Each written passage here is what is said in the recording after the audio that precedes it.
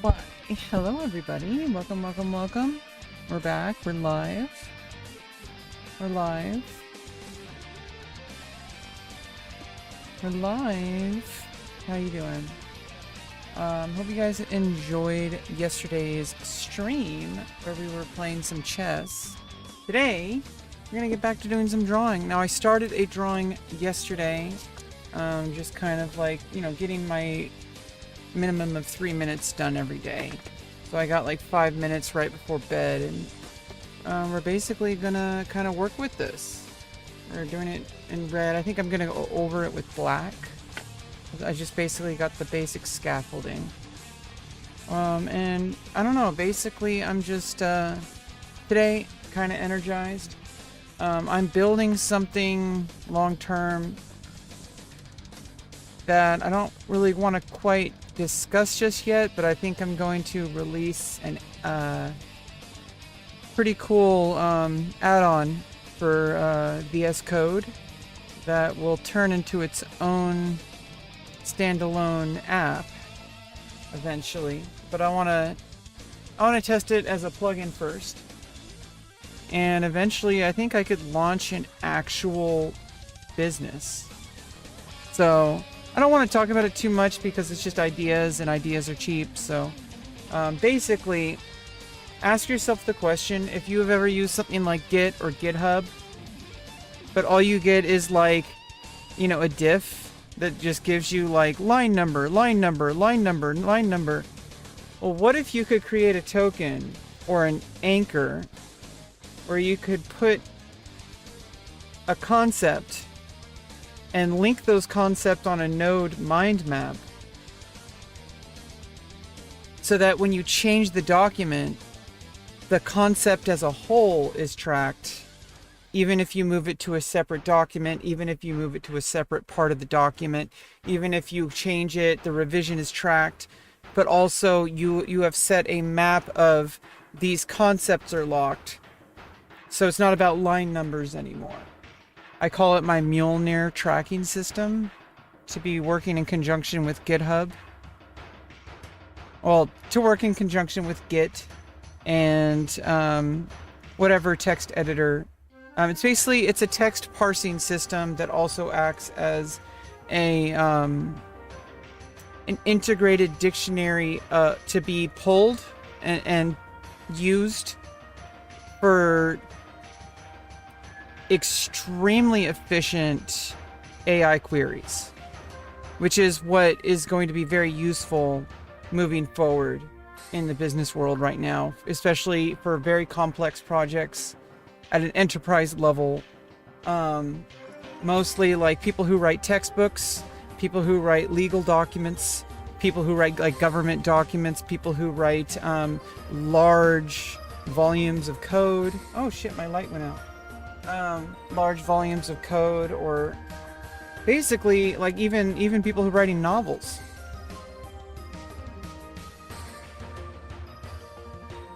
It sounds really like, it sounds really loose as I explain it.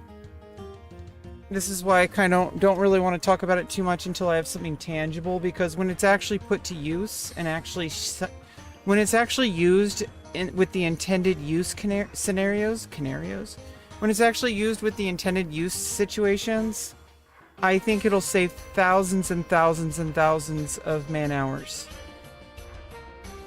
Because that basically, imagine if you have a GitHub, right? And you basically have like 3 different branches or even more. But what if you could take like a node, put it into a map, and you can connect that node to the different branch versions of it. And so anytime those are changing, you can query that main node branch. If I implement the testing branch into the main branch, like show me all the like connections, show me everything, like, because normally AI queries are completely fuzzy, and you'll get a ton of stuff that's like, it just has to parse the entire blob. But what if you could just set your own connected anchors? So you have like an anchor point, an anchor point, an anchor point. And also, you know, a revisioning system, a version tracking system that it tags it in plain text can be filtered out in the UI, but also can be explicitly seen in plain text. So you can use your same desired workflow, whatever you want to use. It's portable, so you can even send it via email. It's a system I came up with, I think, like a year ago. Or actually, I think about like 8 months ago. It's a system called the Mjolnir tracking system. I came up with it when I was trying to realize, like, hey, if I want to like write like a novel or a screenplay, how do I tag each paragraph? So that if I want to edit, say you have a paragraph, what if you wanted to split that paragraph in two without having to change every single tag? And so basically you prepend and append different tagging systems. But if you can do that automatically, and you can take explicit like anchor points, like saying paragraph, I want to track this paragraph block throughout all changes, all history, and compare it to the similar block in this other branch, and also like anything that references that block.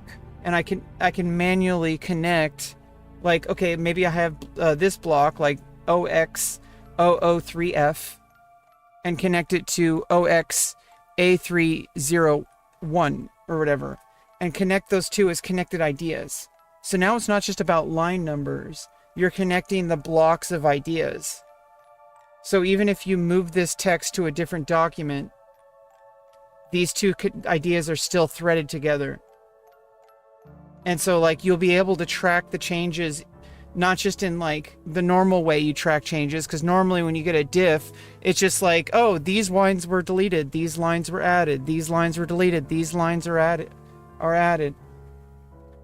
But using Mjolnir, I think people are really going to like it.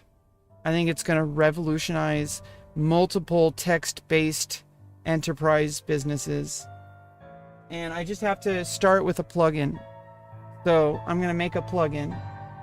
But I won't really talk about it more until I have a tangible plugin, because ideas are cheap, right? Obviously somebody might implement something, but everybody has a different idea of what they're implementing. So it's like, it matters about the implementation. Implementation matters, the structure matters, that the core idea is going to be like the core philosophy of a product is going to vary differently, because it could be a similar product, but if the usage and the philosophy behind it can be massively different. So I think like I have a vision of what I want this product to be, and I think it can save people a shit ton of time. Like people who work with massive amounts of texts that need precise like mapping structures, and especially as they're working with AI. And then you can flag which ones, like, I don't want this text to ever be changed by AI. Like you can whitelist like things that, like you can blacklist, like add to a block list of like, this anchor should never change when AI is creating like derivatives, right? And then everything is like, you know, like obviously everything is like iterative, and you know, like you have to manually, like you can have it automatically do things, but like you should be able to audit it. Like you should be able to audit any AI changes to a document, except etc. So basically you will set automatically everything is indexed, and it's dynamically indexed, and you create like a manifest of with all the like different like it just creates a solid like initial document. Anytime you add anything new, it references that original document. That's like, it has permanent tagging, and anytime you add something, I have an infinitely scalable tagging system. Is this a recording? No. What are you talking about? I just started the stream. How you guys doing?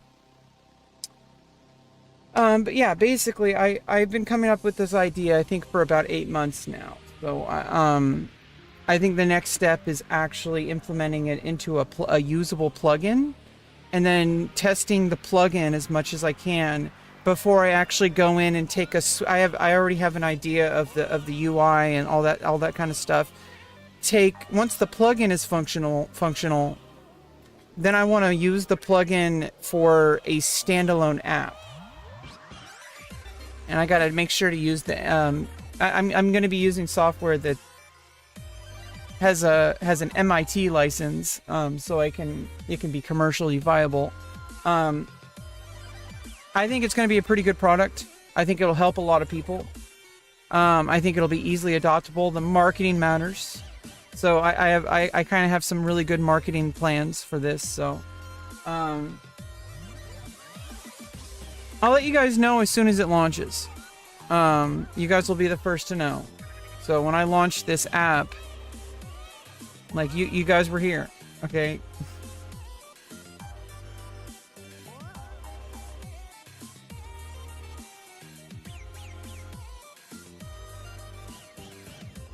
Anyway, how you guys doing? I want to get to some drawings, so let's get to this.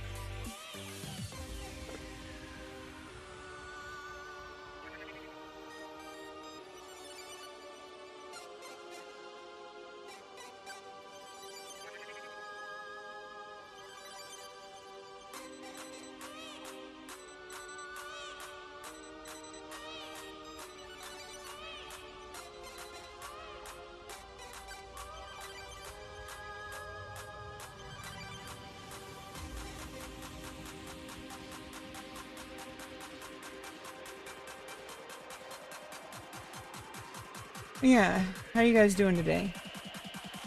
I hope you've had a good day. I'm a little bit feeling like a little bit weird, but it's okay. We're gonna get through. We're gonna get some drawing. Do modeling? Yeah, I do. I'm doing some modeling.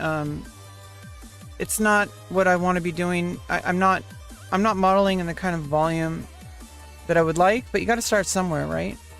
I'm doing some right now. It's just I'm trying to get through this period of my life where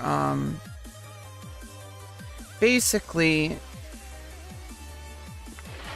there is a situation where I'm waiting for some resources to move forward.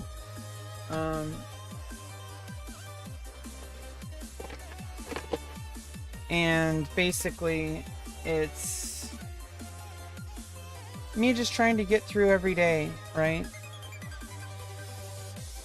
I'm just trying to get through this chapter of my life right now.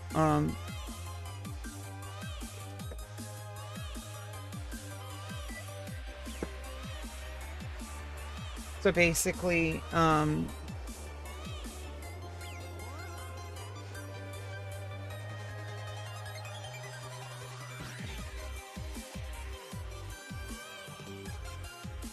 oops, I forgot to transform.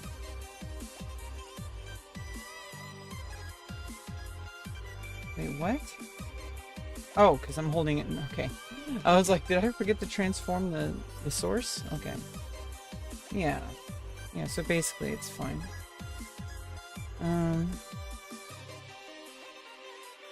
Yeah, I think things are a little bit rough right now.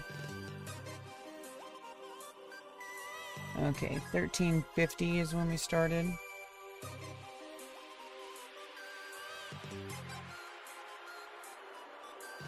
I'm basically just like, at this exact moment, I'm just trying to take little teeny tiny steps and just trying to say, I'm basically in like, hold on, like things are building. You know, you gotta wait for the oven to finish, right, before you pull out the potato. And things are cooking right now. And it's really hard for me to imagine moving forward with my life, but that's because I'm working on that's because I'm operating on a fundamentally broken system right now. And I'm working on repairing that system, so I need to trust that.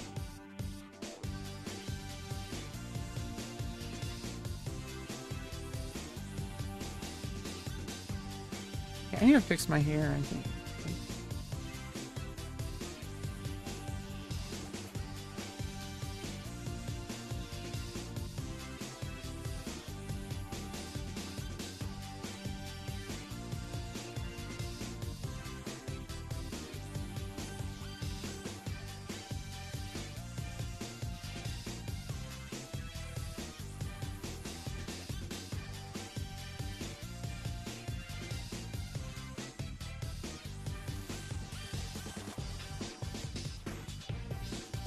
It's really hard to differentiate yourself from who you're going to be, like based on like who you are now. It looks like if you judge yourself by what you think you are rather than what you actually are, it's like things are just fundamentally like just delusional. Like you just don't know that you're doing like great work. You think that you're terrible. You think you're like failing. When it's like, hey, like I am literally like surviving the most difficult part of my entire life these past, several years. I'm finally getting some movement forward with, permanent progress, not just like temporary, situation changes, not just like couch surfing or some other bullshit. I am fundamentally strengthening my life with permanent improvements. That's like really hard to see in the short term, but I see like a bigger landscape moving forward in my life. What will you do today? We're drawing. And we're talking. That's what we're doing today. I'm gonna go for some exercise later. I already did some kettlebell swings. I did some deep squats. I always start every day with a deep squat while I have my protein drink with my caffeine. I start every day with like doing something. Like I might wait in bed for a while, but then once I get up, I have my protein drink and I do a deep squat for several minutes. Sometimes longer. And I try to go out on a walk for like 30 to 40 minutes whenever possible. If it's too hard to leave the house, I can just basically kind of have a compromise. I can do some like stair climbing, like step up workouts.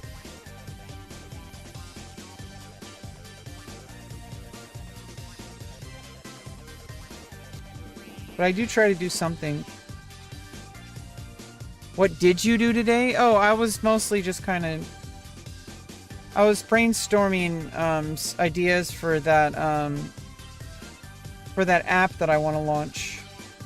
It's more of a long-term project. Do you have friends and family nearby? I mean, I'm not going to tell you everything about my personal life. But I think I know why you're asking. You're asking because, you're hoping that I'm not alone. I'm not alone. You don't need to worry about me. I'm fine. I got a whole team of people and I got friends. Family situation is something I don't want to get into. But things are going really well. It just doesn't feel like it because you don't see the results. And obviously, I don't see the results, but definitely people on my YouTube don't see the results. So it's really hard to keep going when you don't see results, but it's going to change. And then I won't have to worry about that anymore. So I trust that there will be a time where I won't feel that way anymore. I have to trust that because it will be true. But right now it's hard to believe it because I don't see any results. When the results are invisible, that's when things are the hardest to stand by. Like you have to stick with it even though you don't see a finish line. Like honestly, I feel like that's the hardest thing to do. It's one thing if there's like a clear like amount of progress you can track. That's why short-term things are kind of, things like drawing or fitness or like your diet or whatever, you can kind of track that progress. It's still somewhat invisible because it is slow progress, very iterative. But even that is like, it's something you have direct control over. Hey, Adrian. It's something you have direct control over. Like I can show up and start drawing. I can start doing some physical fitness exercises. I control what food I put in my body. Like those things I can control.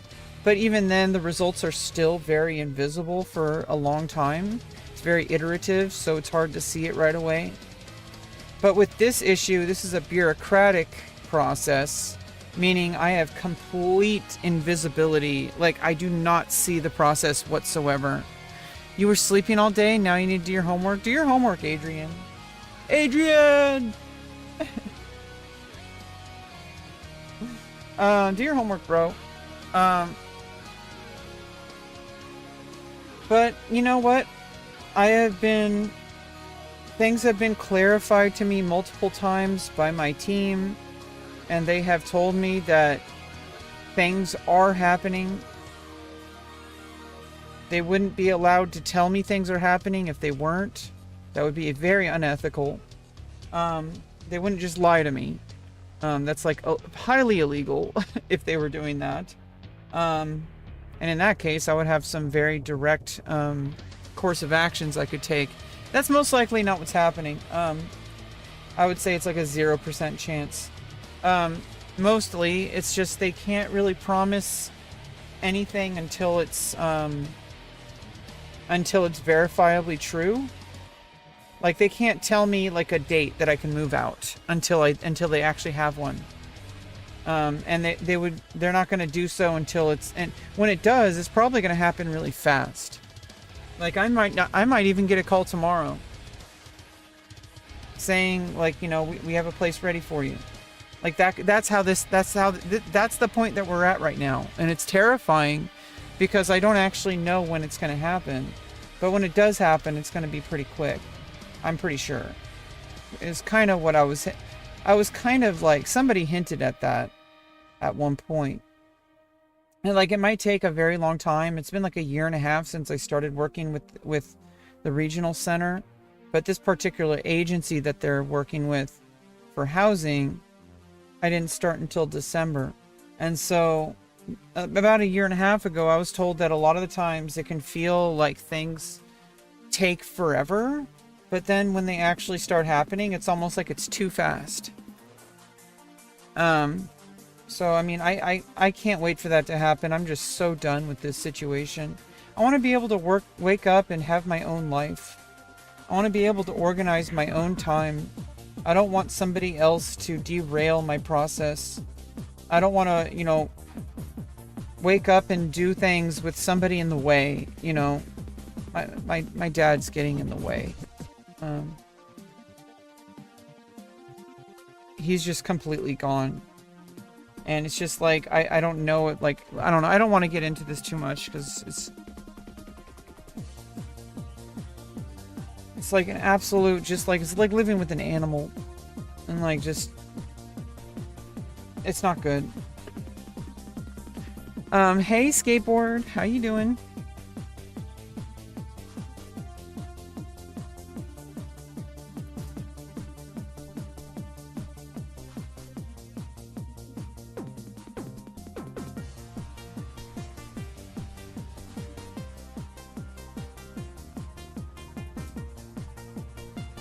Housemate's cat left a wet dookie? Oh my god, Aaron. That sucks, bro. See, stuff like that, right?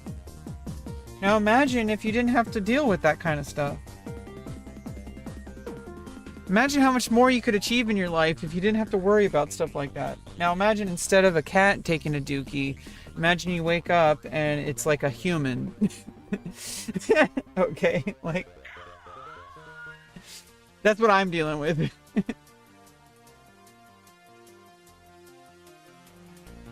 Oh, God.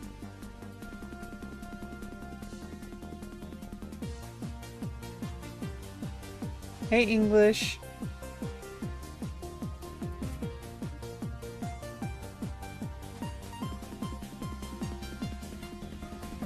No, no, no. Oh, that sucks, Aaron. Jeez. No, the thing is yeah, it's like, and yeah, for the longest time, people have mostly just told me to just, you know, like, people are like, oh, you know, everybody has to struggle, like, You know, just deal with it. We all do, but it's like I have very real bottlenecks to my abilities. I have a lot of stuff holding me back, and one of my caseworkers was trying to tell me that, like, well, a lot of the people who would normally just like who feel that way, who are like, you're not doing enough, you just need to work harder, why aren't you try hard enough? They don't understand that, like, when there are systems in place that are not built for you because you have a developmental disorder, working harder isn't just going to solve those problems. So I've basically just been trying to hold on while this bureaucratic system gets the resources it needs to help me, which is really frustrating. It's been a continual source of frustration. And I've had enough. I'm like, I am sick and tired of this determining my life. And so I kept fighting and fighting and fighting. Like I advocate for myself, advocate for myself, advocate for myself. And now they're like finally getting some stuff lined up, you know?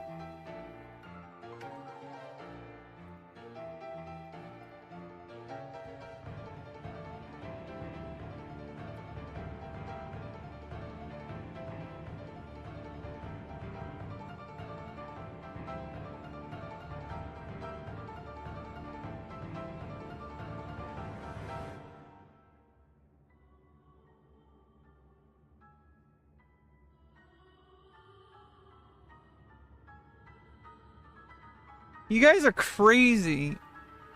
That really sucks. I'm so sorry you have to deal with that, Aaron. That sounds like a terrible morning. Oh my god, I'm glad that that's over for you.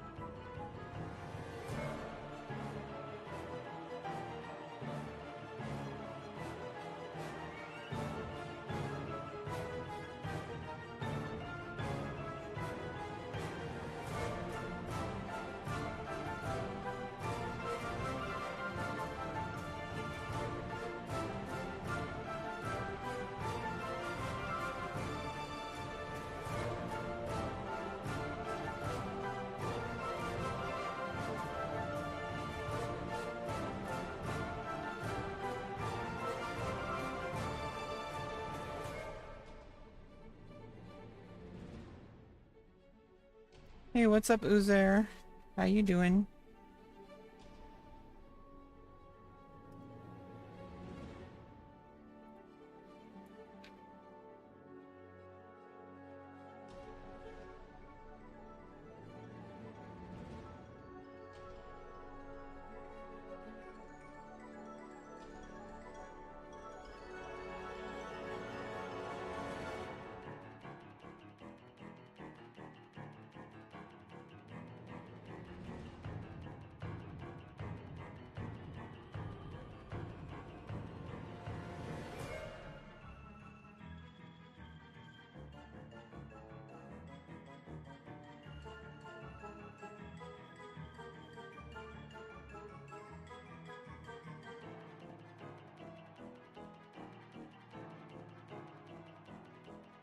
How's the streaming life? I mean, it's just another day. I'm just kind of like, I enjoy just kind of like using my stream as just like kind of a place to,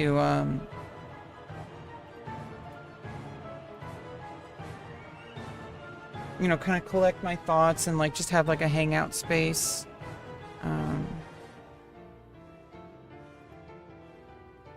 Just a second, I have to add some bullshit here.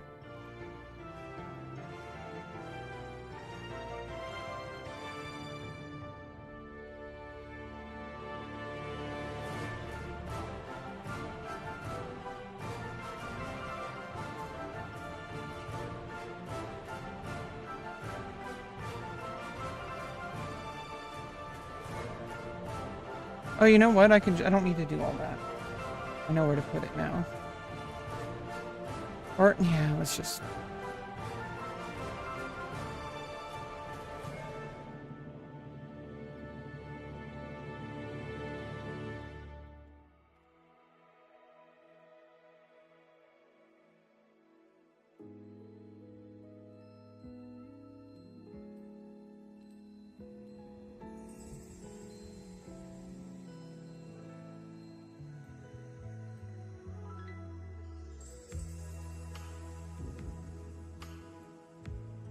Okay.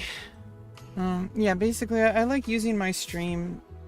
It's kind of like, it's a place where I'm like, I'm sitting at my desk and kind of like giving people a window into my workspace.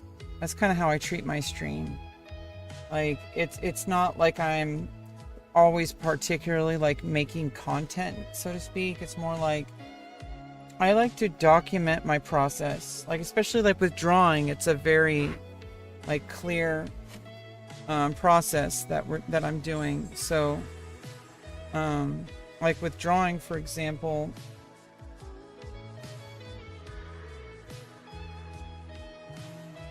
I want to be able to document the process through time, and also just gives like kind of something to have in the background while people show up and chat and we talk about all sorts of different stuff. I'm kind of like I've been like thinking a lot like these past couple of months about where is my energy best spent when I'm thinking about my live stream or when I'm thinking about content. Because if I could try to force myself to be funny or try to force myself to make content and script stuff, but it's like, well, I could just do that, but I also know my limits, and I also know what's happening at this part of my life right now with the changes that are going to be happening in my life with a new living situation and all this support, the mentorship and all that stuff like that. Because it's fundamentally, it's a situation where I'm going to have high levels of support. It's not just housing. It's like I'm going to be having opportunities to correct parts of my life, which is kind of what's already been going down. But it's like, this is going to be a lot more involved, and it's not like forced. You know, that would kind of be a nightmare. It's more like it's available to me.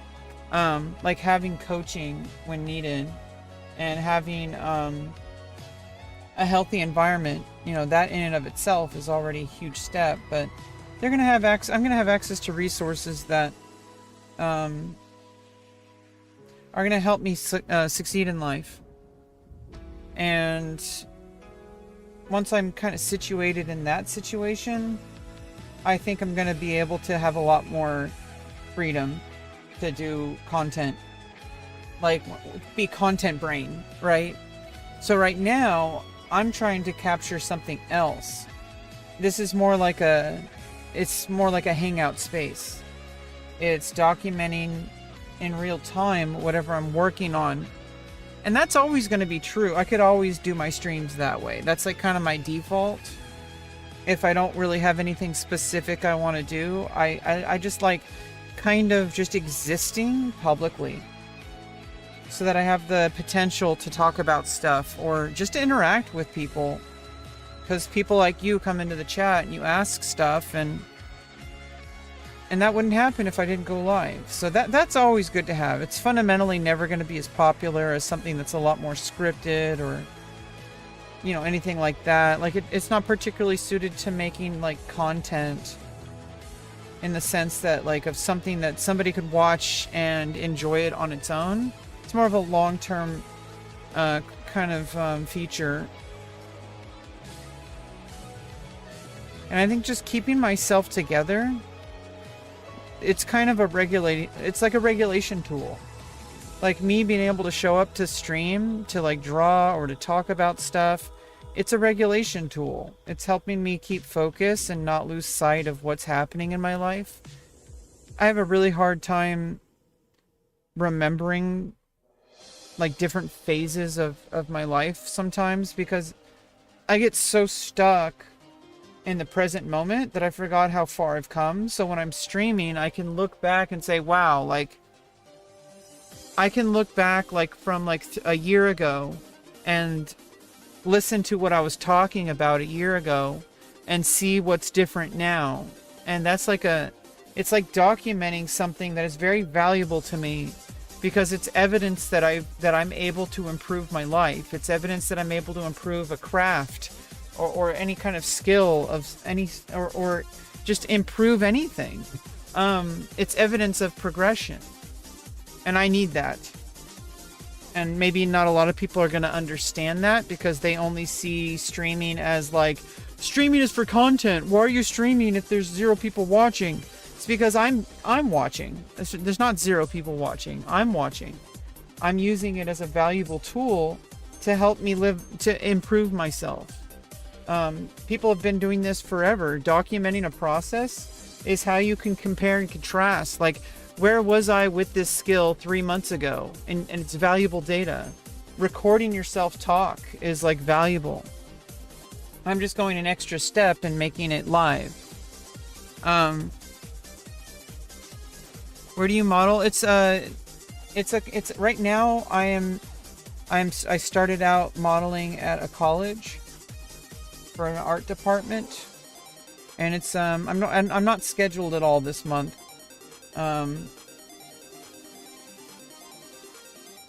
But I'm scheduled next month. And I could potentially be on call, but you know, it's developing like real skills. I look at the big picture. Like I always look at the big picture. Like, even in the short term, it's like if I was only thinking about the short term, I think that's what a lot of people do within, you know, for good reasons, because they're trying to, like, they don't have the kind of resources I have. They don't have people, you know, finding housing and stuff, such like that. I've built all this scaffolding that just is slow to start, but once it starts, it's going to be pretty set in stone, and it's going to be invaluable. But it's life-saving. Like, it's the kind of scaffolding that most people would give anything to have, and I've worked hard for it, and I qualify for it. So it's, you know, it's not like I'm getting it as a luxury. This is something I need. I need somebody to help me with living my life. It doesn't make me weak. It just means I'm utilizing tools and resources that other people kind of already have without help. But because I have a developmental disorder, I need extra help. And that's okay. I've had a hard time, coming to terms with that, but I still am. I think it'll be a lot better when I wake up and I don't have to deal with an alcoholic roommate. And also have more living space, more privacy. Wake up and be able to start my day without somebody intervening, right? I don't want to have to talk to somebody when I get up to do my morning exercises, right? I don't, when I make my coffee, when I, like, you know, just I want to stay in focused, right? I'm 38. So, like, there's so many things that are just like, it adds up over time. It might seem really small and like it's only just an inconvenience and that I'm complaining, but think about it this way. I've been living in this trailer for 12 years now. Actually, I think, 12 years. Imagine for 12 years, every day that you wake up, you have like a routine and you want to stay locked in. But then every time you start, you get interrupted. Somebody else is like right there, getting in your way, interrupting you. You can't think straight because you have to deal with this other thing.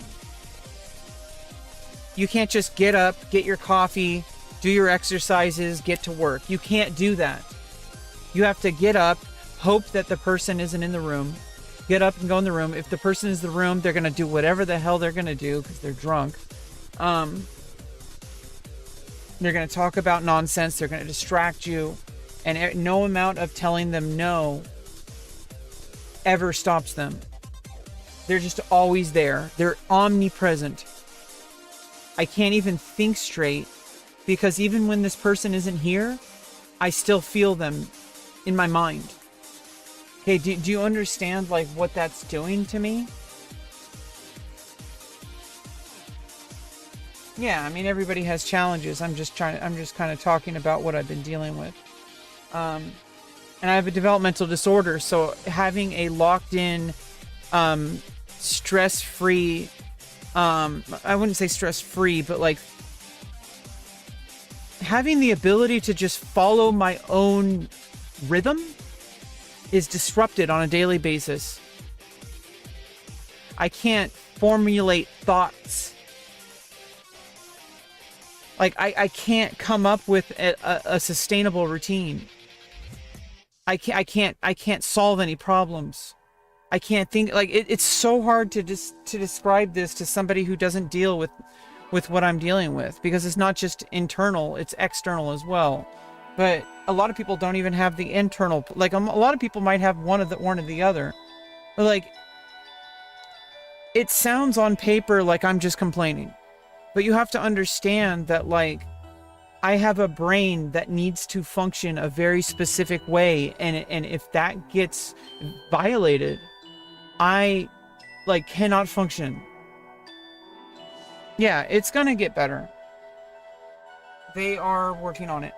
I started this whole process not knowing even what was gonna happen 6 years ago. Now I have an agency that I have access to for life. I need to say that again, okay? I am working with an agency that procures funding for multiple different agencies to help me live a improved life with a path, like, you know, focused on stability of housing, gainful employment, community integration for life. Do you understand? Like, this, it feels like I hit the jackpot. But of course something that you need feels like a jackpot if you never had it before. It feels like I won the lottery, even though it's been taking forever. It's been like a year and a half since I started working with them. They usually start working with people in early childhood, but because I didn't get all this stuff pinpointed until I was 31, it's been a very long process. Usually people get locked in pretty soon, like when they're young children, because they show, like, they get diagnosed really young. I slipped through the cracks for whatever reason. I don't even want to get into the reasons because they're nuanced. And it just doesn't even really matter because I'm here now. Like how I slipped through the cracks is talking about it serves no purpose. Like, not really.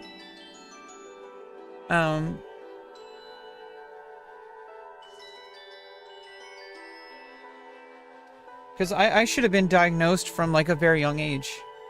But unfortunately I wasn't. I had to wait till I was 31.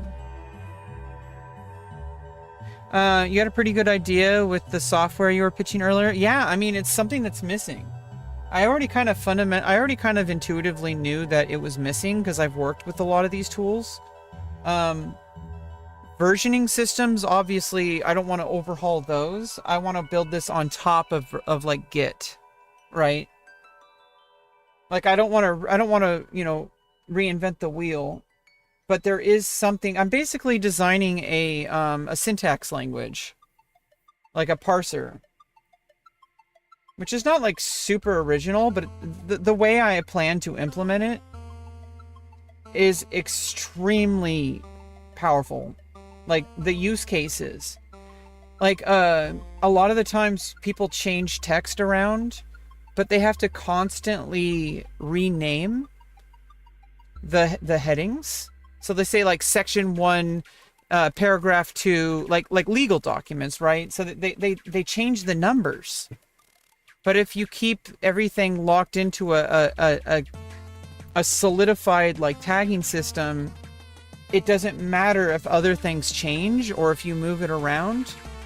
You will still have, like, a token or an anchor that you can point to, and you'll be able to work with it. And it's optimized for human readability, but also for AI integration, because a lot of the times you work with anybody who's significantly worked with AI knows how fuzzy it is. Basically it can introduce like hallucinations, and like, I don't need to talk, everyone knows about like AI hallucinating things, completely rewriting things with when you asked it not to. This is why in professional context people like never rely on AI for editing documents, because it's just creates more problem than it's helping with. But if you were able to, there's different levels of like if you could explicitly blacklist certain tokens with criteria on a word by word level, if you set it not to edit when it's working with AI. So like you can set like, for if your professional project, like a legal document or something, cannot change because the wording is like legal language, right? And AI will like hallucinate it and says, hey, I improved it for you, right? But you don't want that. You want it to stay as written because it's a very specific requirement. Well, you could just like right click on it or whatever and set it as like locked. And if you want to change like the summary text, or like you want to like say, okay, well, this node, and then you map them together, and then you run a script that then parse it, like it has like a wrapper that sends it to an LLM. And then the LLM runs it with that wrapper. And so basically like it's like an optimized AI workflow. So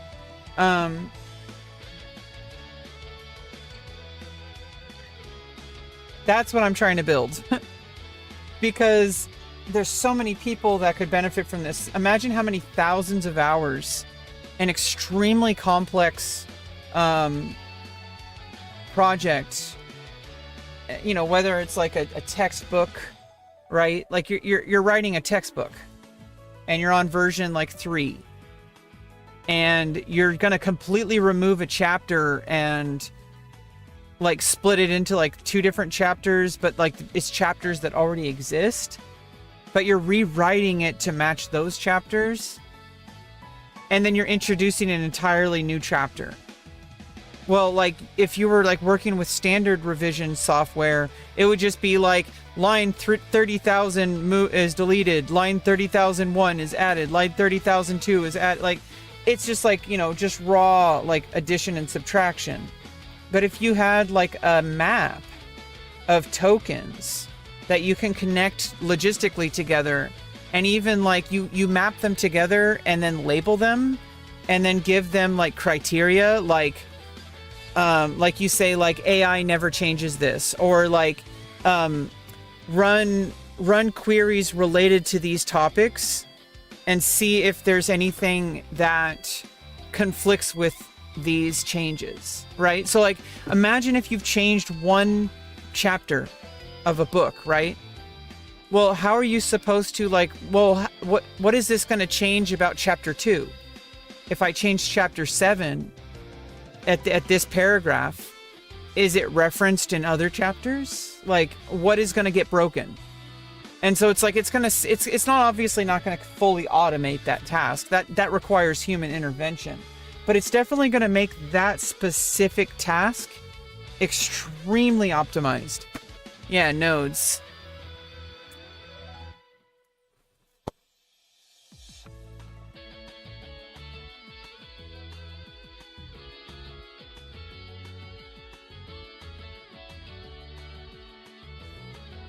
And so it'd be useful because a lot of the software that exists right now, there are like AI assistant tools for like novelists or for, you know, writers of any kind, and for like coding and stuff like that, project management, all that sort of stuff. It's a burgeoning industry right now. It's kind of I think it's the new .com. Like back in the 1990s and 2000s, there was the .com boom, right? it was kind of a bubble, but I mean, it was a bubble. I think the next boom is going to be project management optimization for AI integration for different tasks, like getting more and more niche, right?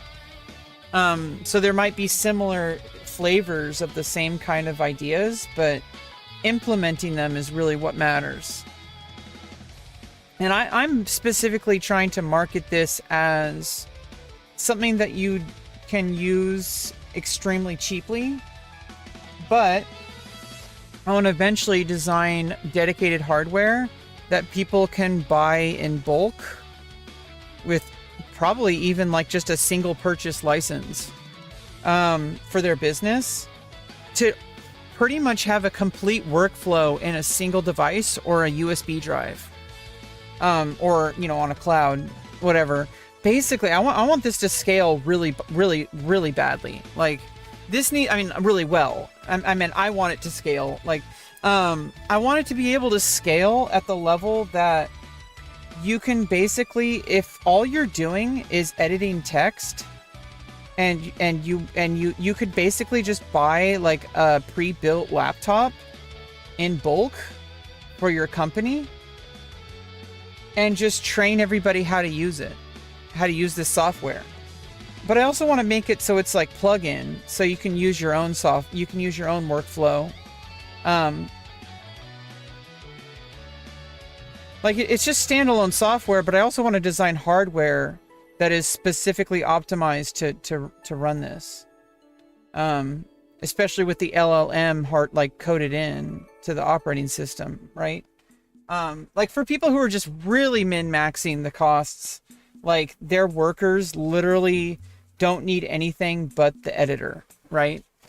So that way people can design their own workflows outside of it. But, you know, like, I don't know. It's like if people can't afford a computer, the company can provide it at a very, very, very affordable cost, right? Because some people are poor and they can't afford like a computer. Why buy them? Why have your company supply brand new computers when you can get cheap devices that are optimized just for that task?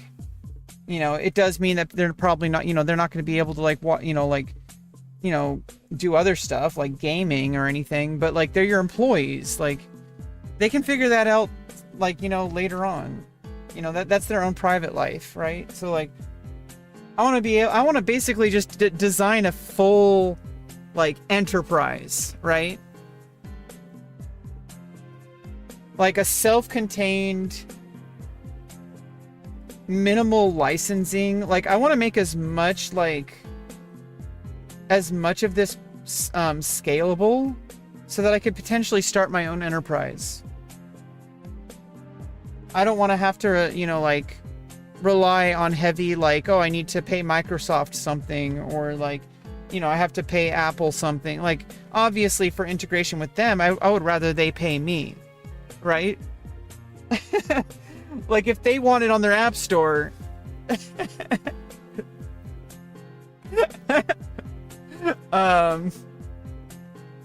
obviously in a perfect world they would pay me, but like, you know, like there's certain things like, you know, like I would have to, you know, pay it for using on their operating systems and stuff like that. But honestly, I would prefer a system that's completely closed, that doesn't require all these external things that can constantly change and break everything.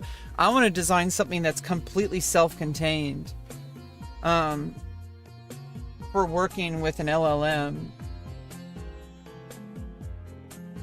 It's a workflow that won't change with, oh, well, you know, this software changed and so now we have to completely rewrite our entire code base because that function is broken, you know, because we can't do that anymore. Or like, I don't want to deal with stuff like that. I don't know. It's kind of like a pipe dream. I've thought about these kind of things a lot, and you know, ideas are cheap. So it's more about how I implement it. How are you? I'm good, Moosgraf. How you doing? I'm just kind of having a kind of like a creative kind of day. Thinking about these kind of things makes me a little bit energized, but also I feel a little bit empty, and that's just kind of like this general malaise that happens with me because of the lack of changes. Like I was talking about earlier, a lot of the things happening are invisible to me right now, but they are happening. I just got an update from my case manager that on Friday he got an update that they were looking into some potential matches.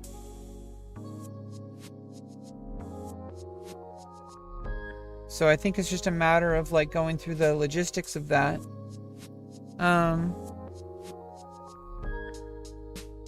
It's just really frustrating because I don't really know, like I'm just sitting here waiting for my life to get better.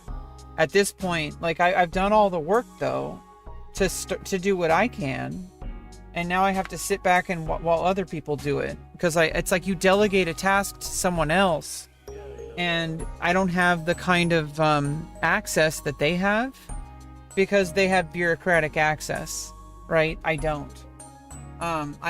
They're basically gatekeeping everything. Well, they are.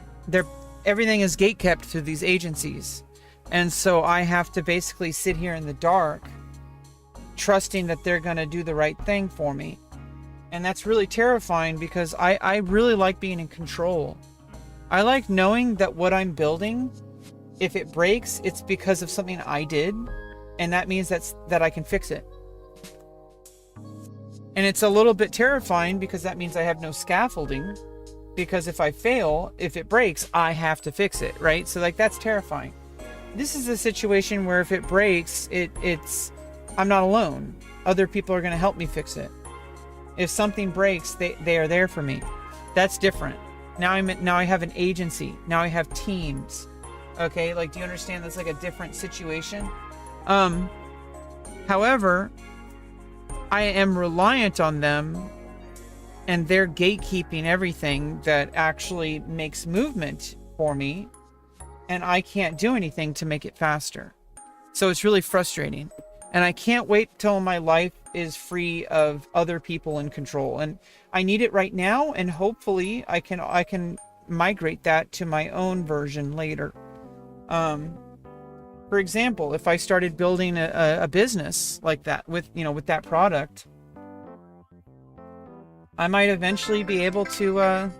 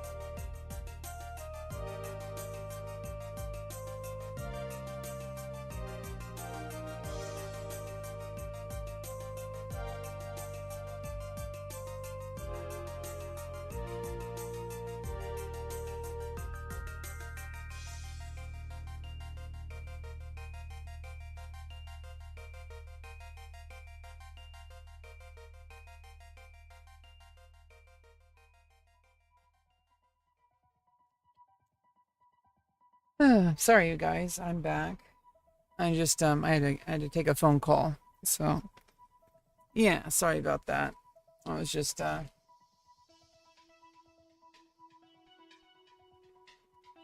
not used to people calling me. Now I'm all popular.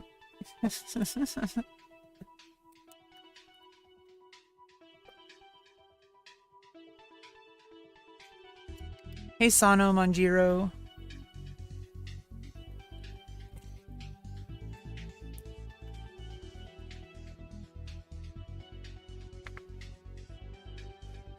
Yeah, basically what I'm mostly doing is I'm creating a workspace for me so that every time I kind of like mentally associate like what I'm doing right now is basically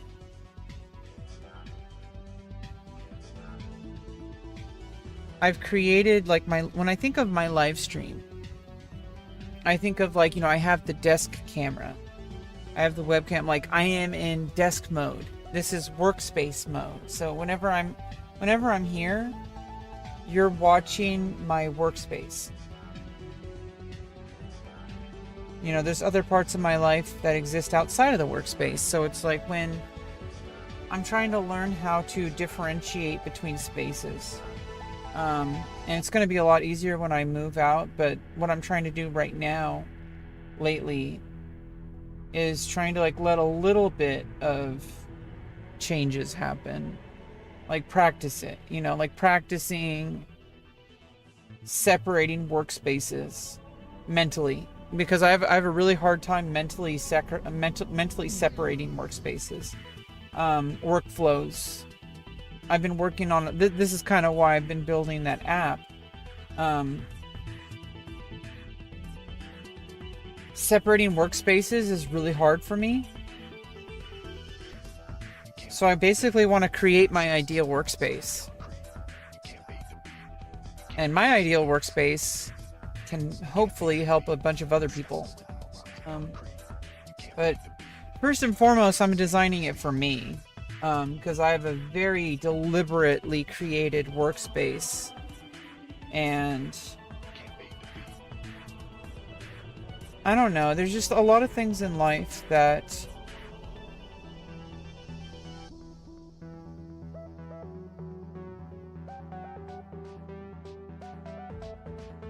I find myself participating in certain activities that are just enjoyable. And so having like a workspace that I can share publicly with my live stream,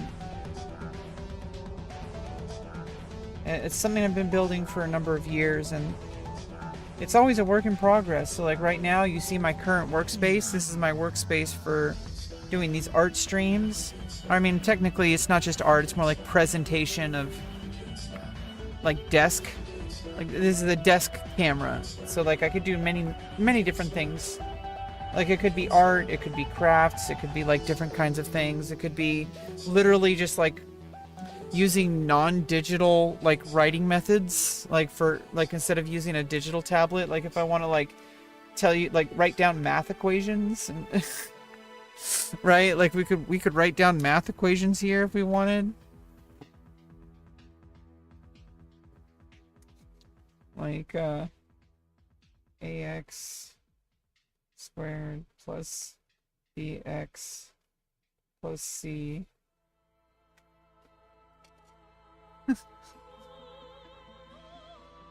equals 0.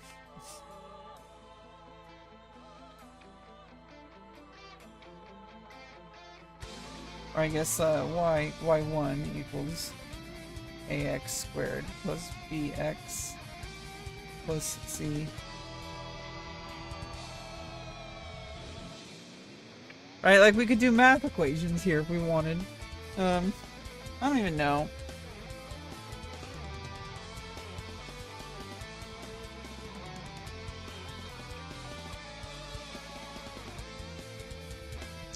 Yeah, how about I just like kind of stop yapping for a little bit.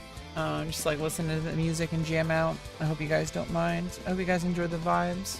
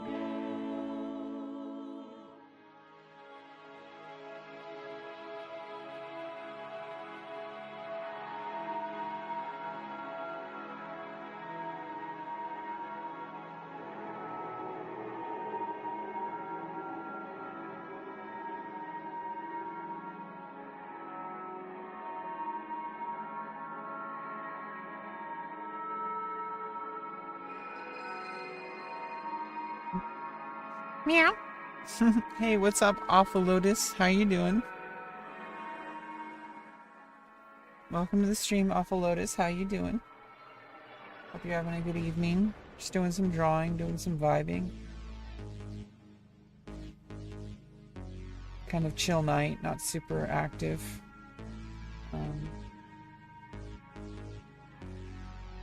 I'm just trying to like kind of learn how to just have a normal day.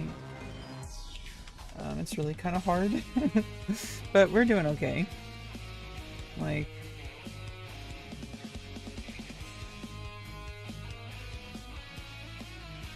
just be like that sometimes.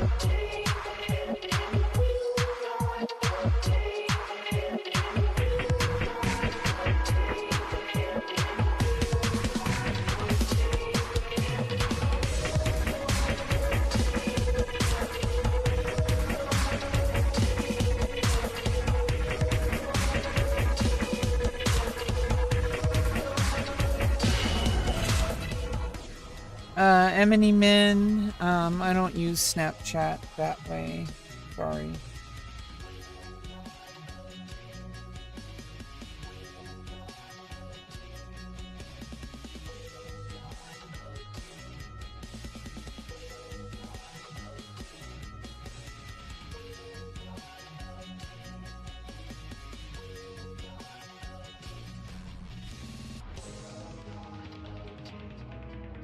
Plus I'm kind of locked in right now, so not really looking at other people's work right now, so.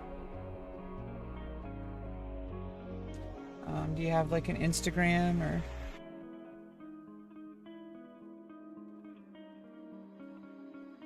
Like, let me know your Instagram user. If you have art posted on your Instagram, you can just post your handle in the chat.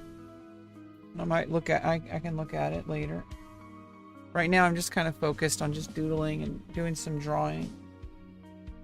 Like, kind of locked in. How old are you? I'm 38.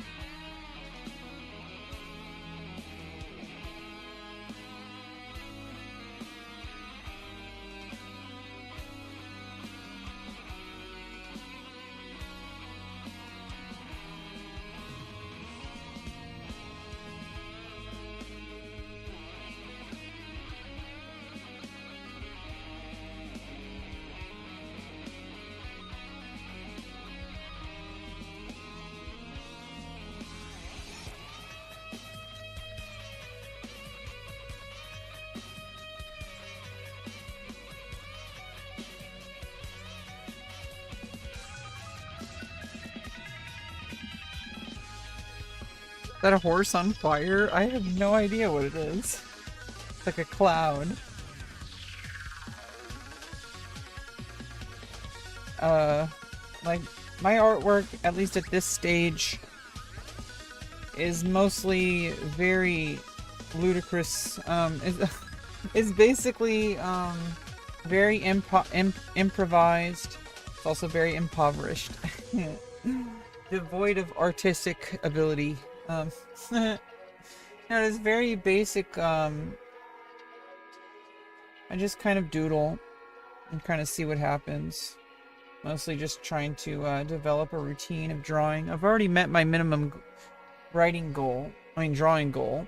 Like I already met my minimum, so we're pretty much just. I'm trying to develop daily habits of drawing, and right now we're in a stage where that's pretty much just random doodling. Not really.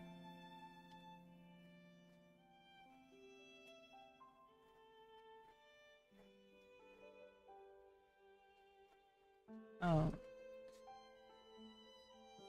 But you can upload your art on YouTube. You have a YouTube account, so you could upload your art as a post. If you want to share your art, you don't need an Instagram, you already have a YouTube. You can upload your art to YouTube.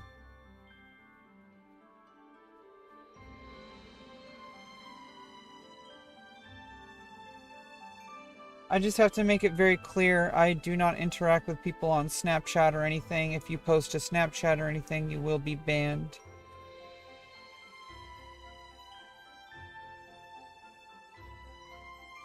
Or at least that message will be deleted and you'll be given a warning.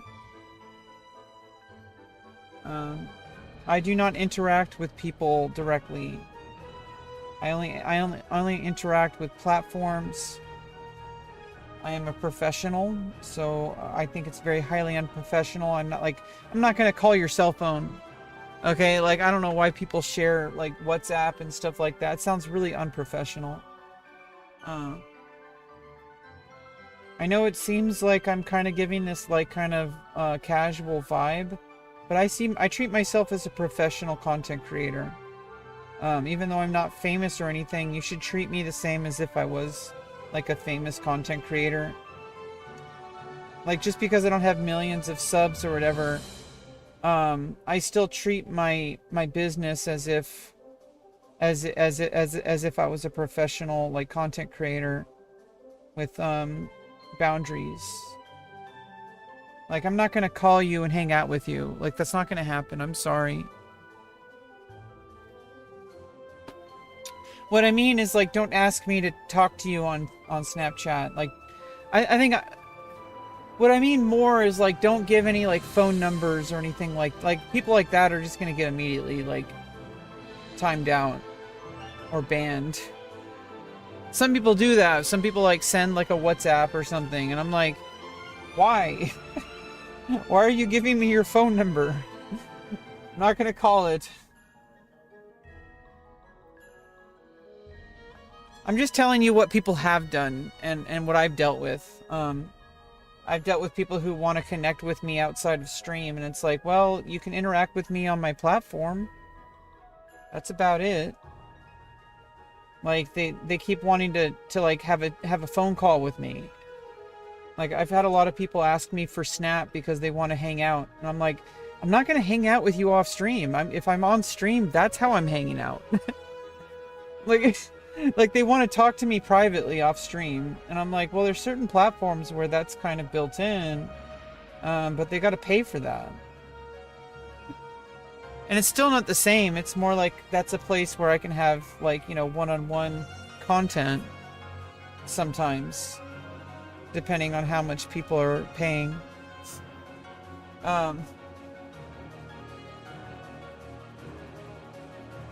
That's like the most I will get.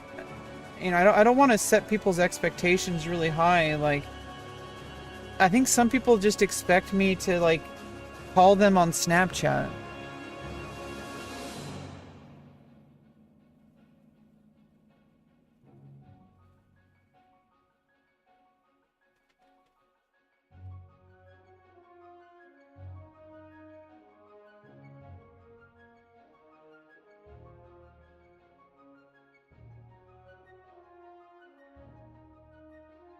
Like, I mean, do people really think that I'm gonna like have a phone call with them? Like, that's ridiculous.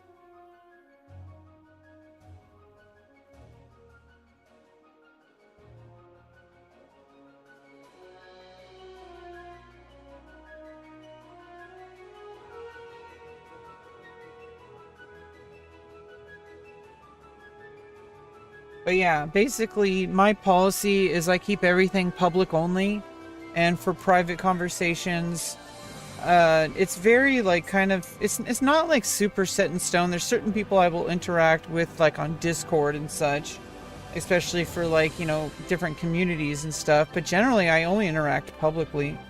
Um my policy for interacting with my viewers is there's certain types of viewers, if they're, you know, for I keep things separate. There's really no way for people to talk to me privately off stream unless it's like OnlyFans. So that's like the only place where I interact with people off stream. I don't look at my Instagram DMs. I look at comments. If you want to leave a comment, that's one thing. Comments are the best way to talk to me, because I see all my comments. But like, I'm not gonna DM you. Like, I don't check my Instagram DMs. I know everyone's like, hey, what's your Instagram? What's your Instagram? I'm like, well, you could follow my Instagram, but I think what they really want is they want to send me a dick pic. And that's not gonna happen. I've been fooled too many times before, okay? I just...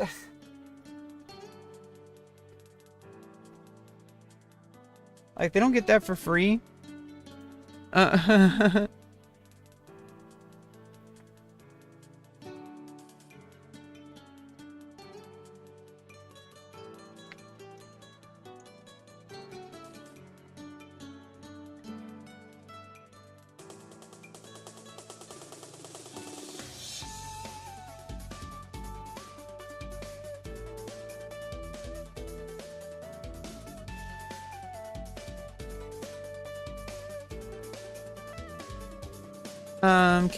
It came to oof. Yeah, I mean, it's an oof.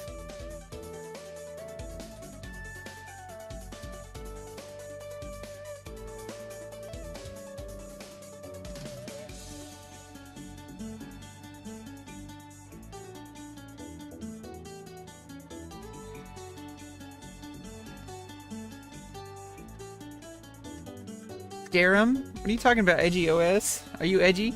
Are you edging?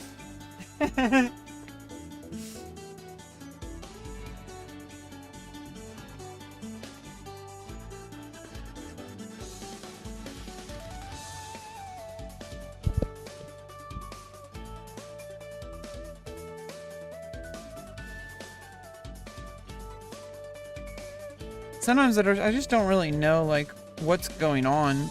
I feel like I'm in this, like, eternal, like, time vortex where every day is just a repeat of of the previous day. Like, I honestly don't know what's going on.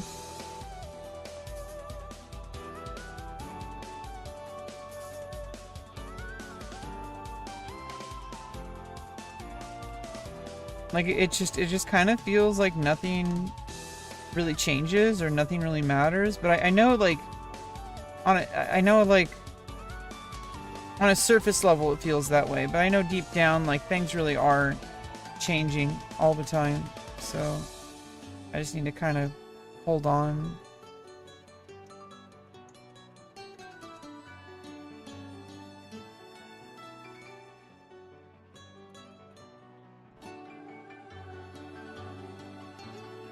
Who are you calling sir, ma'am? Who see? I see what you did there, Pooh. See?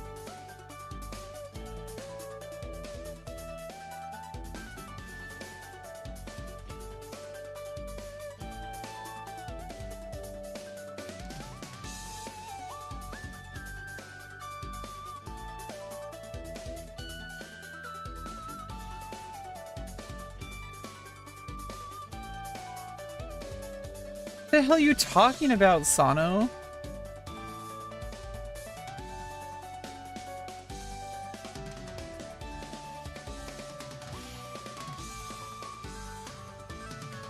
Are you on crack?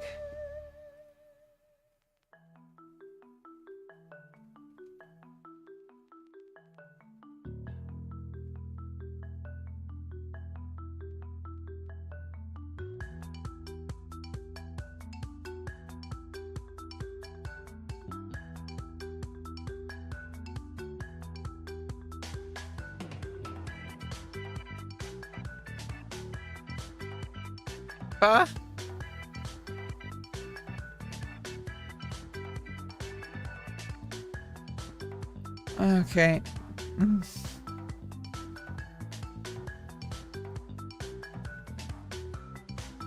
You're the boss of the stream?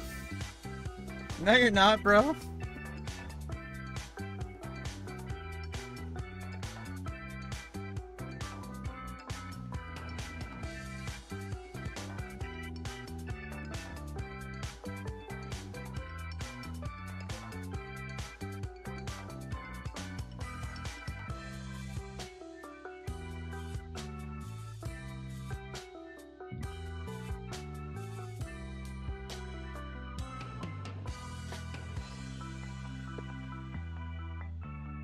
That wasn't me. That was somebody else asking about Snapchat, Sano.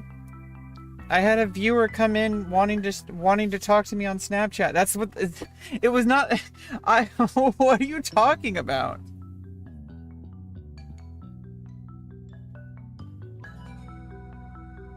I was answering somebody's question.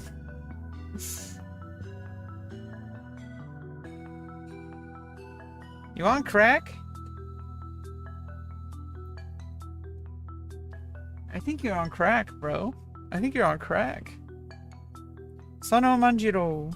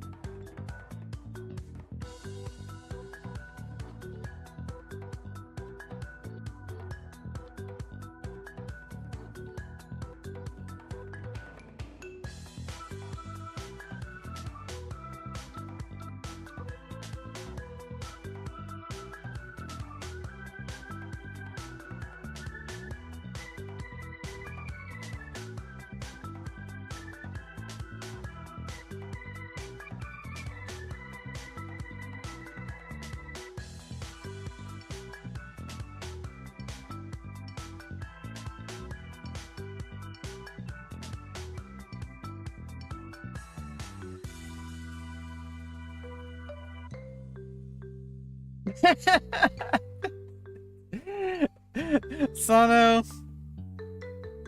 Only I get to choose what I ignore and what I don't ignore. I'm sorry if it bothers you, but I have a very thick skin and I can talk about things, and I often do, because I talk about things very deeply, even things that a lot of people might think are stupid. But that's okay. It's okay to talk about things because it's my live stream and I can talk about what I want. And I'm autistic, so I sometimes ramble on about things that most people probably wouldn't. Upside down flames? Kinda.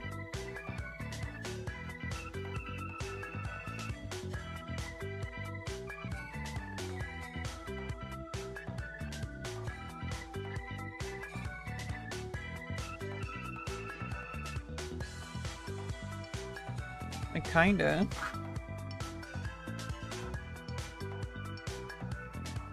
How's it going, Ben? How you doing? What's up, bro?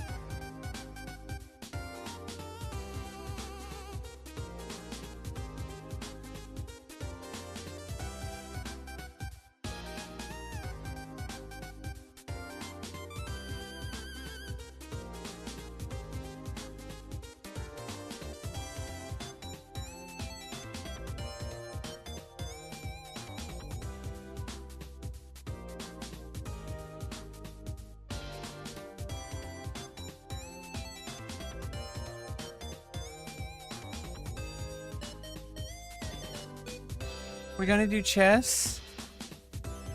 I'm just drawing right now. I'm just rage painting.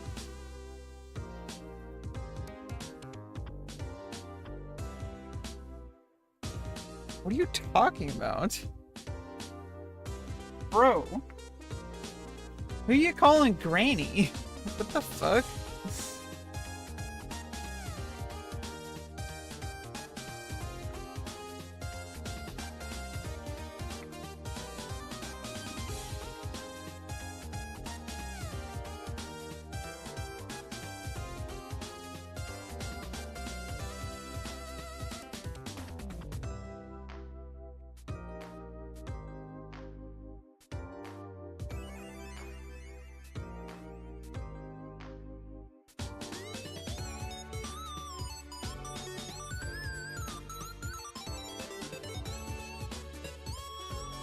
Hi, what's up, Sir B? Welcome back. How you doing?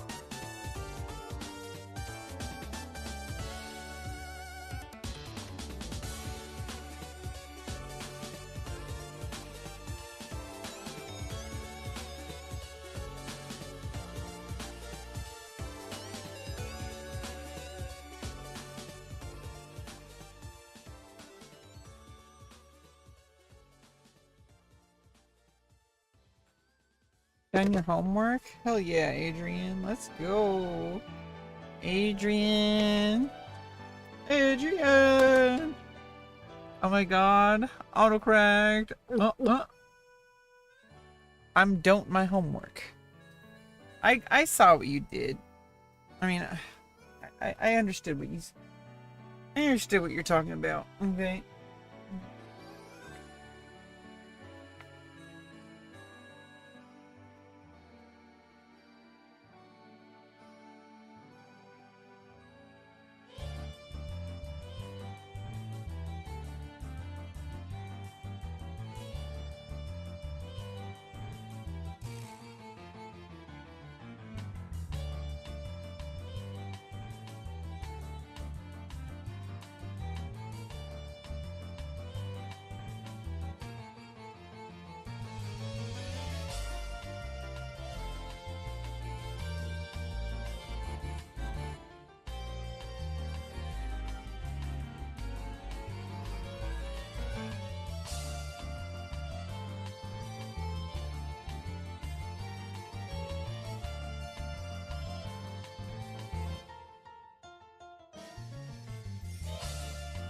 For how much had you been drawing? We've been drawing for like,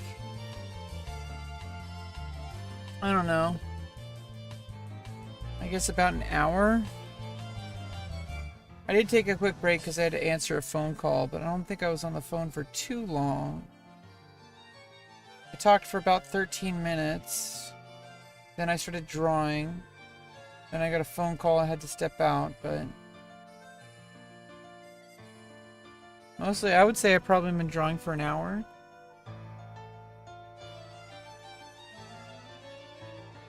I'm just kind of doodling. It's not really trying to make anything in particular, so. You remember how you've been streaming? Yeah, when we played Geometry Dash. I found out how to get the third coin on the polar level. There is a jump, and then after the next platform, there is a there's a special blue booster that pushes you up, and then it goes into this thing, and then you drop down, and you have to do a double, one of those mid-air jump things to get the third coin. It's in the third part of the level. So the first coin is in the is in the second part of the level. The second coin is in the first part of the second part of the, like the first like near the very beginning of the third part, and the third coin is like at the 75% mark. Your drawings look really cool.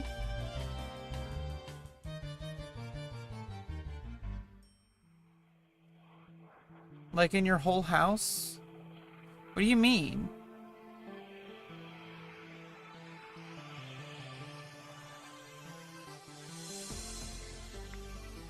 Oh, when I was cleaning?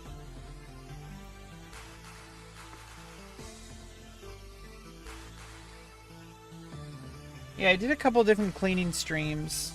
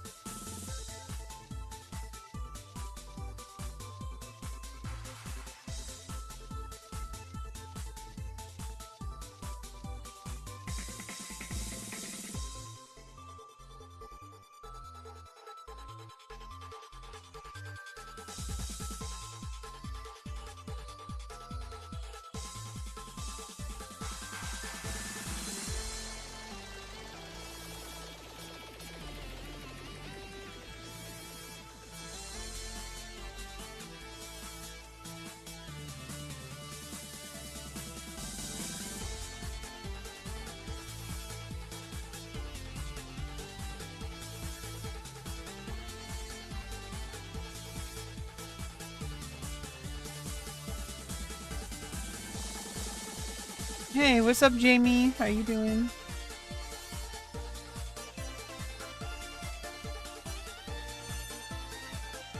Start the game. What's up, artistic helicopter? Autistic helicopter. You ready to spin my world right round, right round?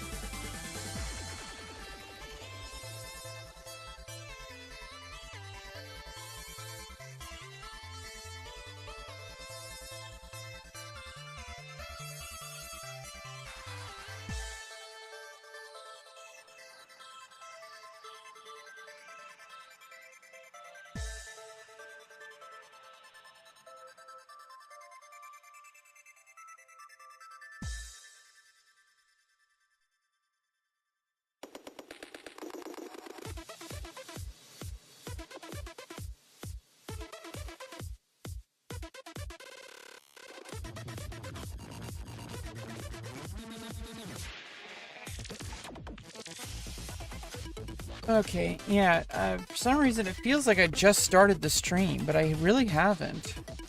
We've been streaming for like 2 hours. How did that happen? How did that happen? Like, that's kind of ridiculous.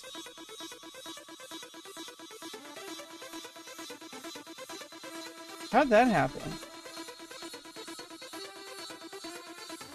Like, actually, how have we been live for 2 hours? I really don't understand how this happened. crazy. Yeah, it's crazy. I don't know how 2 hours went by. I don't think I was on the phone that long.